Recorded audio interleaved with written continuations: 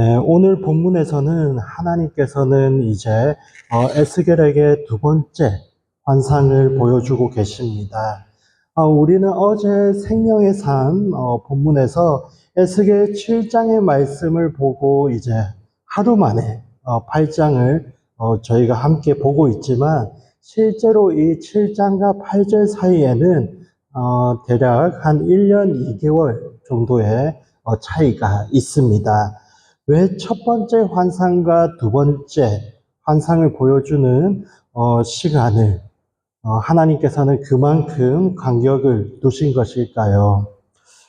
그것은 그만큼 말씀을 내면화시키고 말씀을 깊이 묵상하고 말씀대로 살아갈 변화와 성숙의 시간이 필요하다는 게 아닐까 생각을 하게 됩니다. 그래서 우리는 오늘도 말씀을 받을 때에 하나님, 이 말씀을 온전히 깨닫게 하시고 이 말씀을 내게 주시는 말씀으로 붙잡게 하시고 또한 말씀대로 살아갈 수 있는 용기와 믿음을 허락해 주옵소서. 이렇게 기도하는 마음으로 오늘 본문을 함께 살펴보기를 원합니다. 저희 3절 말씀을 다시 한번 읽어보겠습니다. 3절입니다. 시작.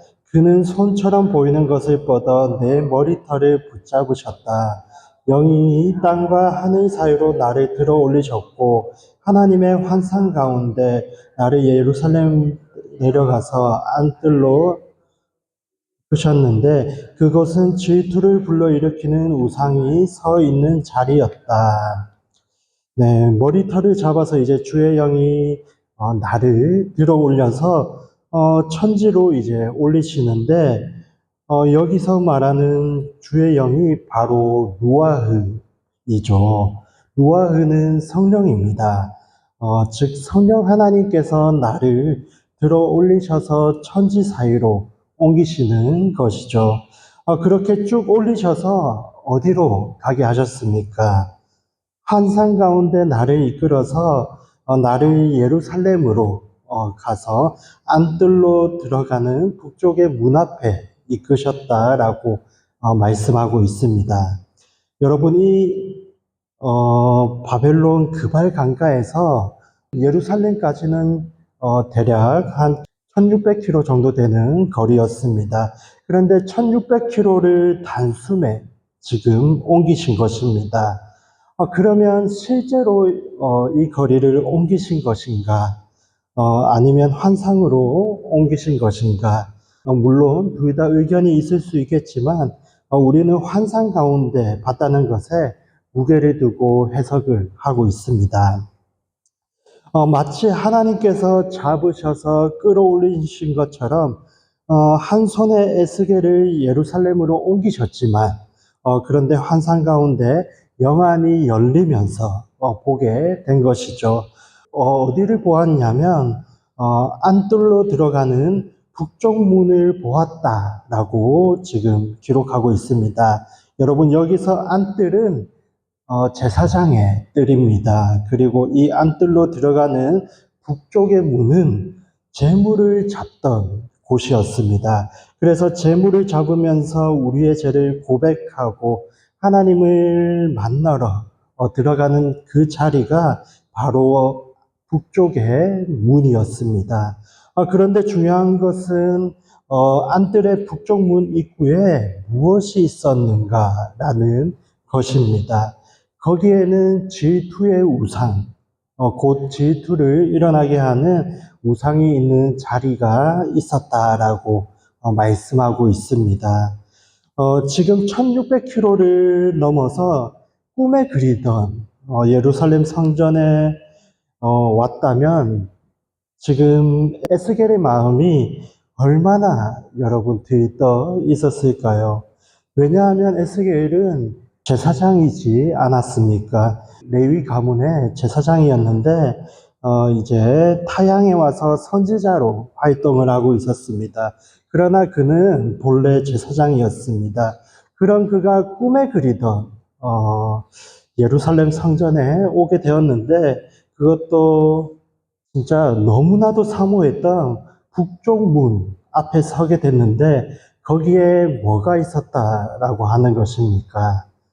질투의 우상이 있었다라는 것입니다.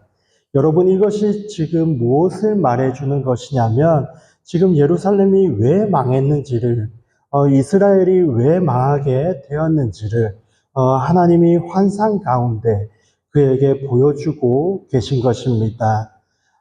에스겔아, 보았느냐? 에스겔아, 네가 그렇게 꿈에 그리던 이스라엘 성전에서 지금 무슨 일이 벌어지고 있는지를 네가 지금 보아라. 이렇게 말씀하시는 것이죠.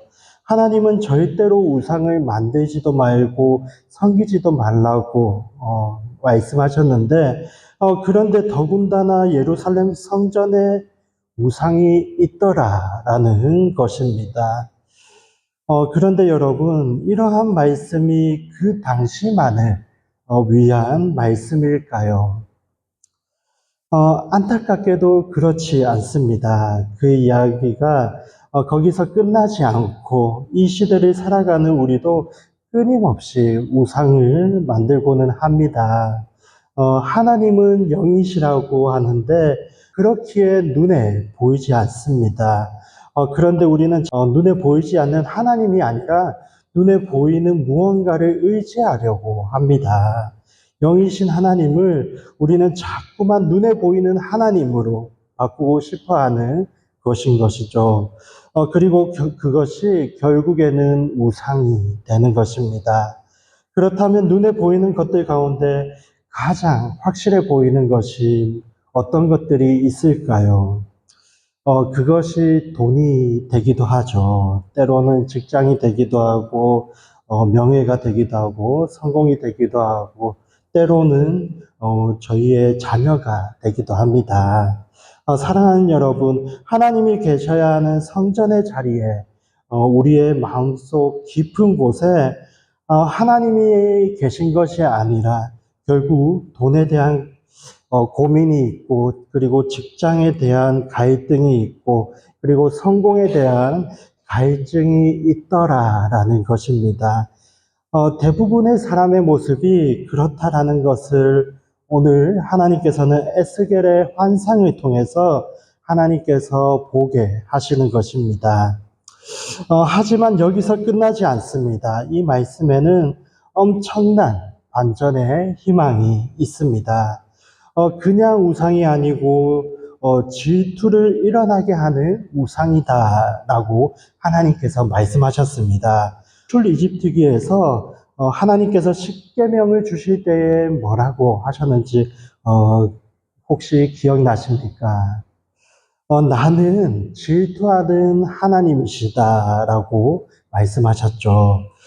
질투라는 것이 우리가 볼 때는 힘이 없는 사람이 하는 것 같고 또 못난 사람이 질투를 하는 것 같아 보이지만 여러분 실제로는 어떤 사람이 더 질투를 하는 것일까요?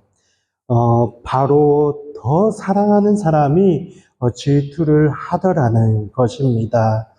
자기 백성은 나를 떠나 우상에게 가더라도 하나님은 계속해서 당신의 백성을 사랑하시기 때문에 질투를 하시는 것입니다.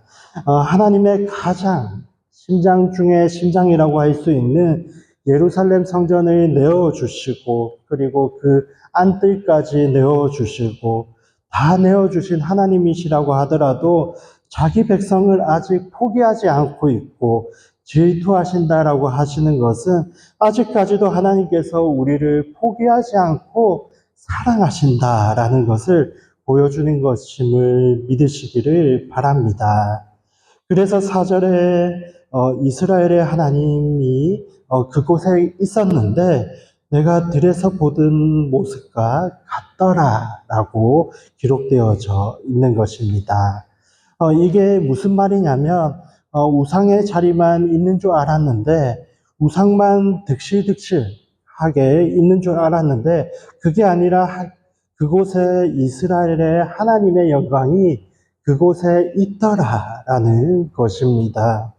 이미 하나님의 성전이 우상에게 빼앗기고 이제는 끝인 줄 알았는데 아닙니다. 아직까지 하나님의 영광이 그곳에 있더라라는 것입니다. 그리고 이것이 오늘날 우리를 살아가는 하나님께서 저희에게 주시는 소망의 메시지인 것입니다. 우리의 마음속은 사실 많이 빼앗기고 살아갑니다. 돈에 빼앗기고 그리고 성공에 빼앗기고 인정에 빼앗기고 살아갑니다. 그런데 그 빼앗긴 자리에 아무것도 없는 줄 알았는데 거기 하나님의 사랑이 있더라라는 것입니다. 아직까지 우리가 다 빼앗긴 것이 아니고 아직까지 우리 마음속에 질투하시는 하나님의 사랑이 있더라라는 것입니다. 우리를 사랑하시는 하나님의 사랑이 남아있더라라는 것이죠. 여러분, 그것이 우리가 아직 살아갈 수 있는 이유가 되는 줄로 믿습니다. 사랑하는 여러분, 하나님의 사랑이 자리하는 그곳이 바로 하나님의 성전입니다. 오늘도 하나님의 성전된 우리가 다시 한번 우리 눈에 보이는 우상들을 다 내려놓고 하나님을 대신했던 그 모든 것들을 다 버리고 진정한 하나님의 사랑을 체험할 수 있기를 축원드립니다. 그래서 오늘도 나를 사랑하시는 하나님을 만나고 그 하나님을 붙들고 오늘도 사랑 가운데서 강건하게 서시는 저와 여러분의 오늘 하루가 되시기를 주님의 이름으로 축원드리겠습니다. 기도하도록 하겠습니다. 사랑과 긍휼의 하나님, 에스겔에게 주신 두 번째 환상은 오늘날 살아가는 우리에게도 동일하게 주시는 하나님의 메시지임을 믿습니다. 과연 우리의 마음은 그 무엇에게 빼앗겨 있지는 아니하였는가 돌아보며 다시 한번 하나님을 찾는 저희들이 되게 하여 주옵소서. 그런데 그러한 우상의 자리에도 불구하고 우리를 향한 변치 않는 사랑으로 기다려주시고 다 빼앗긴 것 같지만 그러나 우리의 마음속에는 아직 하나님의 사랑이 있음을 오늘 발견하게 됩니다. 그리고 그 사랑에 감사를 드리게 됩니다. 이제는 모든 우상 가운데서 저희의 삶이 온전히 돌아서서 우리의 삶이 하나님을 사랑하고 찬양하며 높이며 주님의 기쁨이 되는 삶이 될 수 있도록 주님께서 인도하여 주옵소서.